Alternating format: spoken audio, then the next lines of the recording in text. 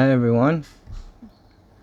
So I was thinking about it yesterday, and I posted a couple videos about this, but was thinking about in terms of what it's like being somebody who's got a disease. And there's different ways that you can look at it from, and our identities are kind of built up of different perspectives. So whether it's the perspective of a husband, or the perspective of a father, or as a provider, or as a Christian, or as, any of the different identities or roles we take on in life. Humans are complex. We're seldom one-dimensional. And, being able to see the different perspectives and, for me to kind of process and share them helps me kind of work through and process these emotions and identities that I've taken on, and to better understand how to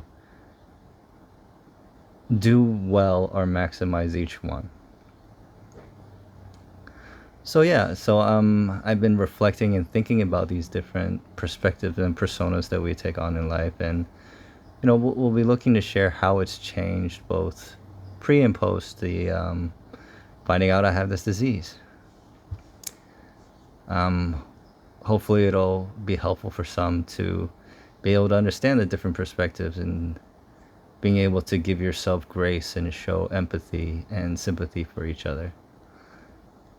In terms of how I'm doing, I got an okay amount of sleep last night.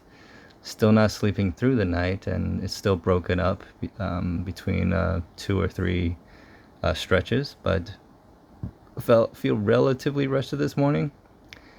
One good development is my taste buds are starting to normalize again, since it's beyond the 2-week initial period after the targeted therapy treatment. So I'm starting to get a bit stronger. I've done at least a few resistance bands routines and exercises as of late. And digestion is settling down a bit. So, getting into the strong period where I'm able to push myself a little bit more and have a little bit of energy.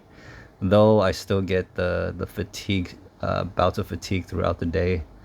Like today, I'm a little bit low energy, and yesterday couldn't participate in a lunch with my family just because I just got that wave of fatigue and had to lie down and rest for a bit. But being able to understand that when I need a break, I really need to take a break, and just to forgive myself for just needing to just lie down and rest, because it's all part of the fight.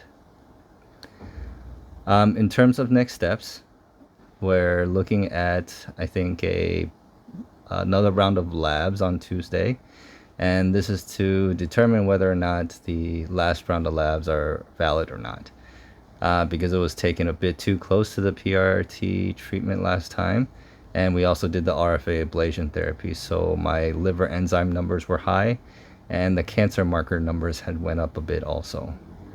So the hope is that the labs come in and are back trending in the right direction, and indicating that the treatment is still working. If it's not, then we'll have to think about next steps in terms of different modalities of treatment. And right now I'm experiencing, or the doctor says she sees, a bit of inflammation in the liver that's going to keep us from going beyond 4 rounds of PRRT at this point in time. But we'll see. I guess the different outcomes are that my liver starts to shrink due to the tumors getting smaller, relieving some of the pressure and inflammation, in which case we may go into just a control period where I don't need treatment for a while, and basically to give my liver a break.